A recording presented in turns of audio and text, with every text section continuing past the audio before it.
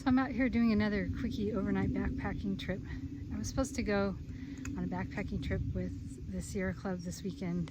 It was supposed to be a women-only backpacking trip, but it has been canceled along with like literally everything. So I'm on a women-only backpacking trip by myself.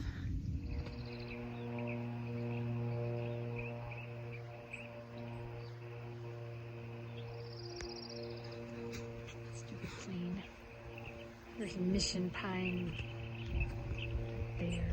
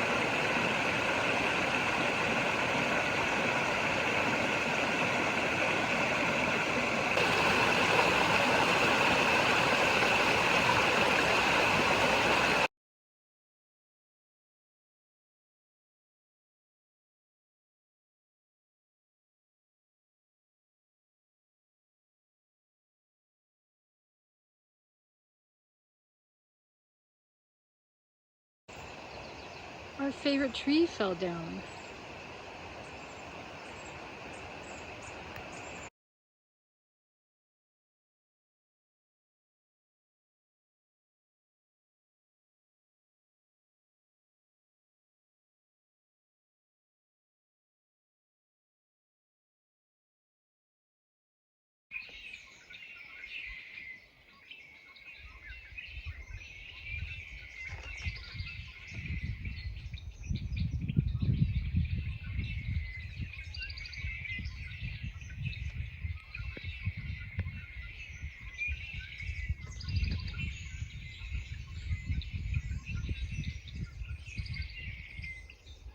Say bye.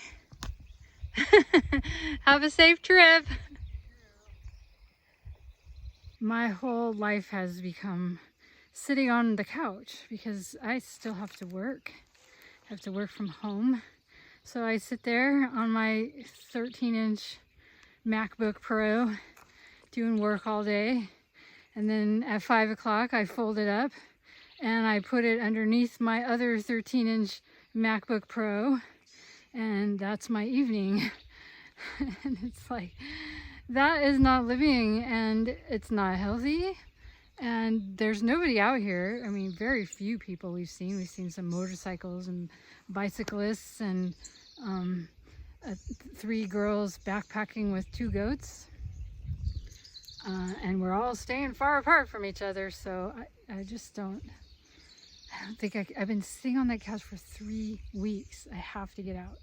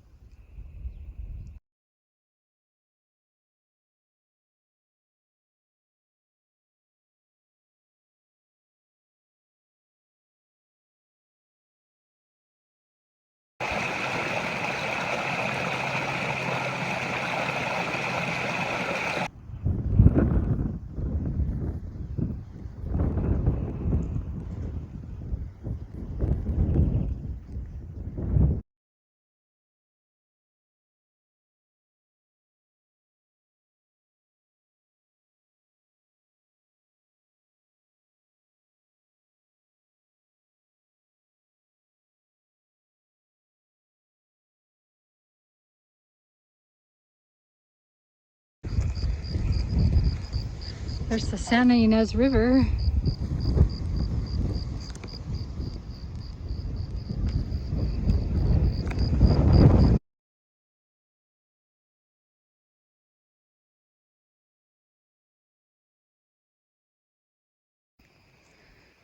So I'm at the camp and somebody has left, I guess it's one of these awnings.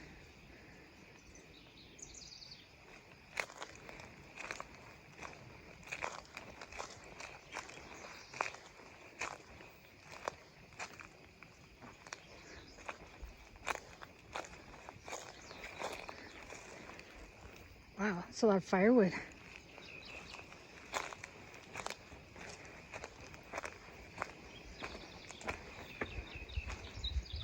I guess that's the guest book. You can clean up the campsite. Needs a little cleaning up.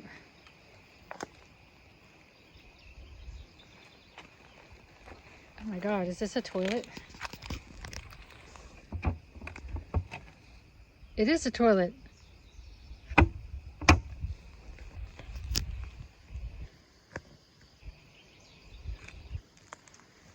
don't think I'll be staying here.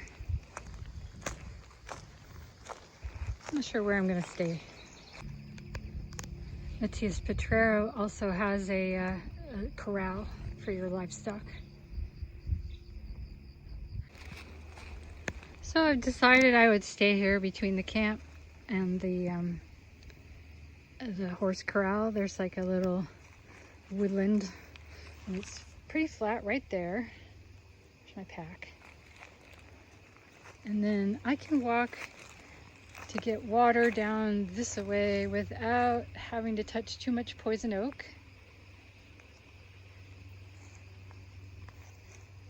It's kind of not very level anywhere over there.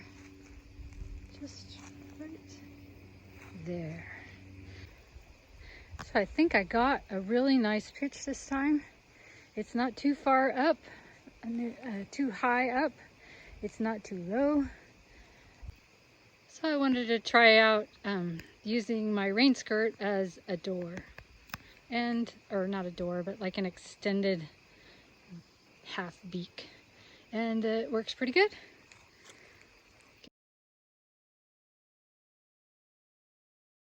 I got a new hat. I bought this hat for walking around town. And it's got like a wire in the outside, so you can kind of bend it however you want it to go. Whatever. And I've noticed that in the wind just blows right through it and it doesn't come off. And because of the wire, it doesn't like flop in your face or anything.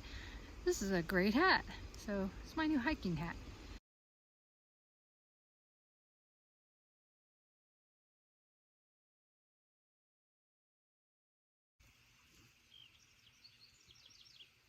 It's a lot of enthusiastic birds this morning. And it's foggy. And there's a lot of huntsman spiders in my tarp. I like huntsman spiders, but this is kind of ridiculous. If I see another one, I'm going to try to take a picture.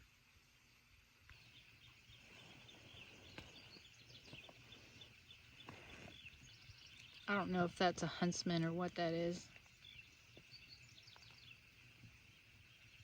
Uh-oh.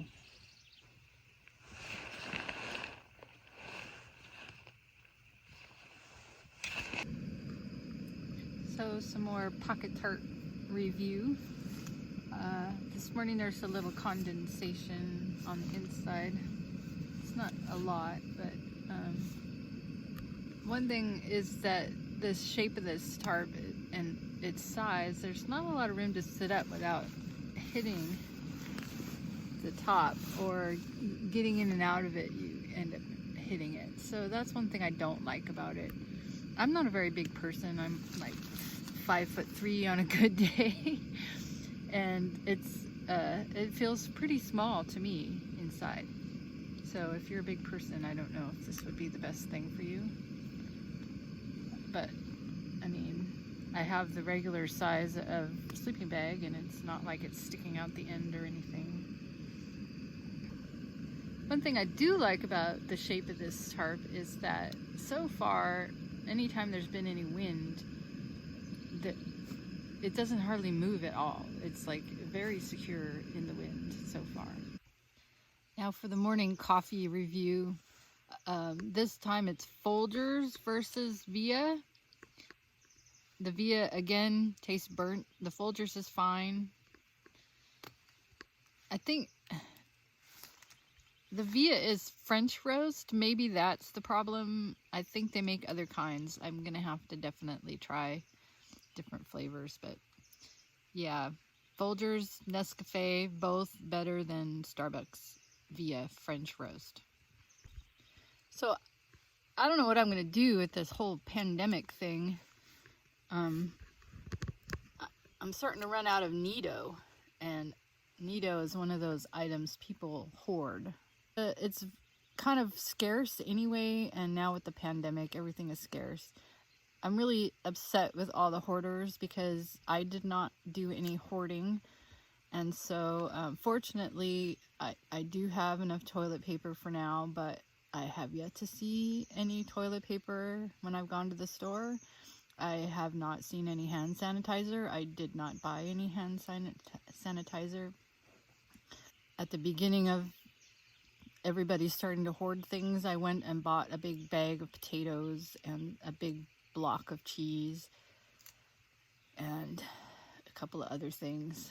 I mean, it's not like the supply chains are completely destroyed, so maybe I'm dumb, I don't know, but this hoarding thing is really bad, and it screws over people who are more rational like myself. Anyway, cheers. So one more word about this pandemic. I listened to a few podcasts, and so far on only one of them has the podcast host asked the question, and that would be Jonathan Capehart on his podcast. He asked Susan Rice if she thought that the incompetence of the Trump administration was deliberate. And I've been saying for a long time that I believe that it is deliberate, that it's not just incompetence, it's not just fumbling, dropping the ball. It's actually on purpose. And the reason why I think that is because I don't for a minute believe that anyone in positions of power on any side of the political spectrum, any business leaders who deal in anything that might be affected by climate change, I don't believe that any of them believe that climate change is not real. And I think that mass death is their solution to climate change, and that they've been buying luxury bunkers in Montana and in New Zealand. They have huge yachts. Have you seen David Geffen's yacht? I saw a picture of that the other day. They have these yachts where they can just go and escape the pandemic. They have access to the testing and to the medical resources that they need. But the rest of us are suffering deliberately with lack of access to medical supplies. And I don't for a minute believe that it isn't deliberate, because a depopulated Earth will be easier to survive climate change. A depopulated Earth will be easier to control if you're wealthy.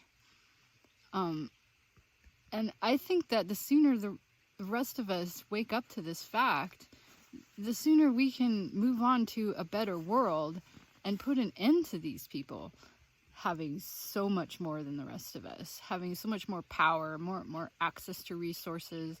I'm sorry, but I'm supposed to be out in the wilderness enjoying myself, but this pandemic is just so horrible, and I'm one of the lucky ones.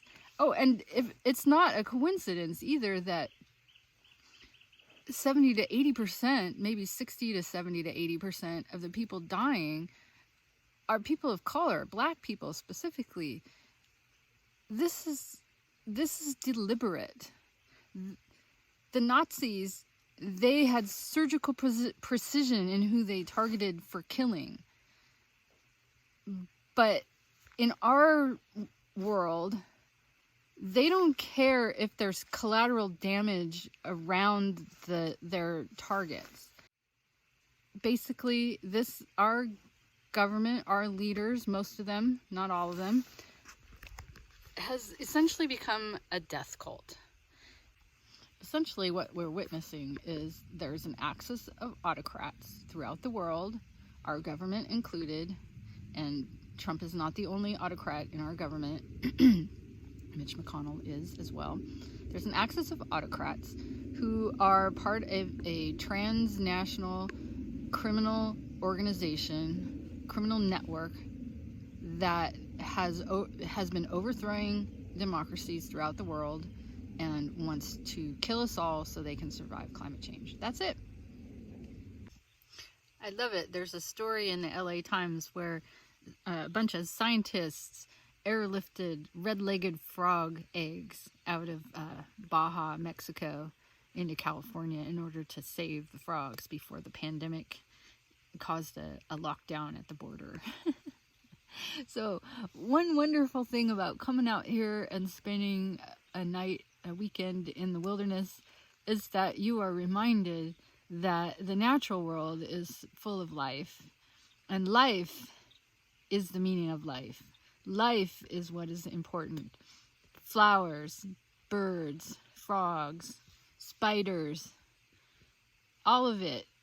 That is where happiness and life and wonder and the soul lives. It does not live in money. It just doesn't. And that is why I come out here. So another gear review. A while back I received as a Christmas gift a Thermarest. Not the big yellow puffy one, but oh, there's another spider. Little spider, that's not a safe place for you. Anyway, more gear review. A few years ago I got a Thermarest.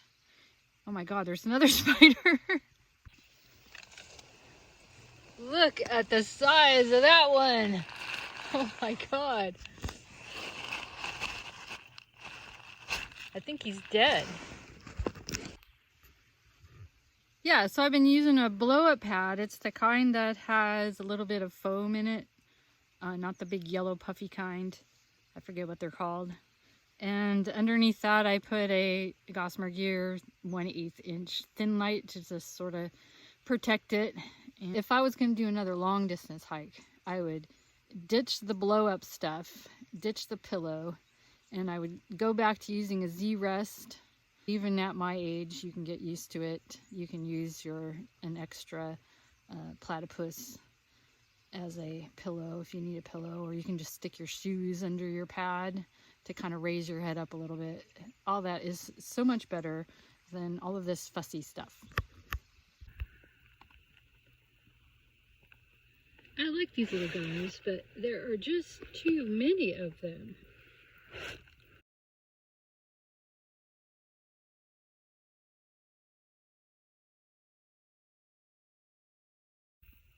Now there is a big spider. Oh my god, it scared the crap out of me.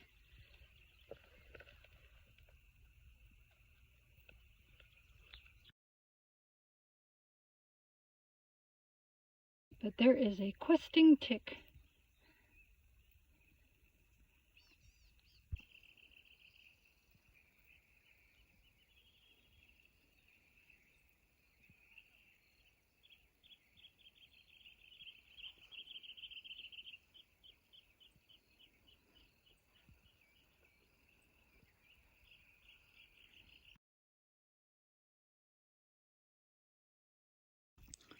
It's a wood rat city. There's bear prints.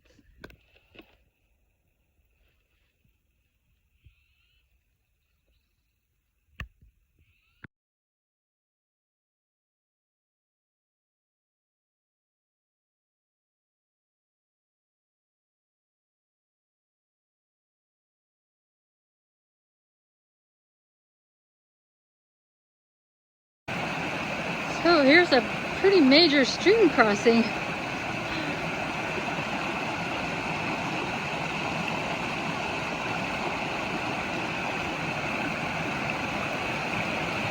The trail continues over there.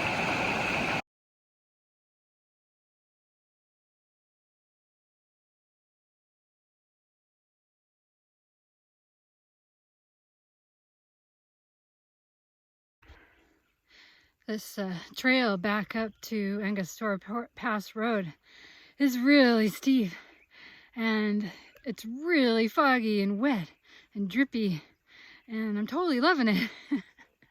It feels really good after sitting in my little, 9-foot square little box on the couch for 3 weeks. It feels really good to move and have it be strenuous. Oh man.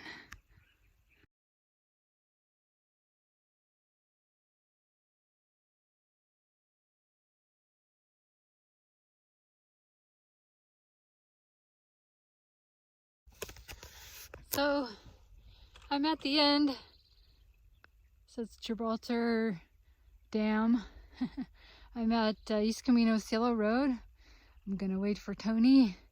And that's the end of my lovely overnight hike. It was so beautiful.